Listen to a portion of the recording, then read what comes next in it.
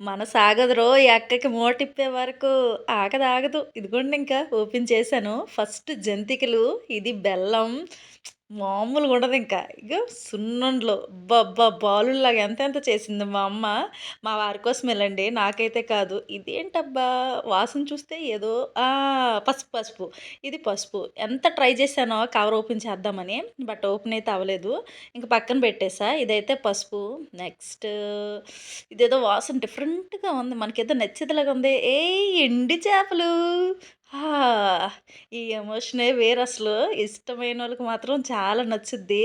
Next అరిసెలు. ఎంత జాగ్రత్తగా పెట్టారో అసలు ఆయిల్ ఏమైనా వస్తే జారకుండా ఉండడం కోసం మంచి భద్రంగా ప్యాకింగ్ చేసి తీసుకొచ్చారు. ఎలా తెచ్చారో ఏంటో మా ముగ్గురు కోసం ఇలా మూటలు. నా మూటైతే ఇది. నెక్స్ట్ ఇదేంటి ఓపెన్ చేస్తే గాని తెలీదు. ఇంకా అన్నీ భద్రంగా ఎంత టైట్‌గా ముళ్ళేసారో మా అమ్మ అసలు. ఓపెన్ చేయలేక దీన్నైతే కట్ చేసేస్తున్నాను. నువ్వులు, నువ్వులొచ్చేసాయి. నేనైతే ఇంకా అది తీయడానికి మీకు చూపించడం కోసం చేతులు మంచిగా రఫ్ చేసుకున్నాను. నువ్వులు చూడండి అబ్బా! చాలా కాస్ట్ ఎక్కువ. నార్మల్‌గా ఏదైనా అవసరమైతేనే తెచ్చుకుంటాను. ఈసారి మా అమ్మ అయితే మంచిగా నువ్వులు గూడా తెచ్చి పెట్టేశారు. నెక్స్ట్ ఇవి జంతికలు.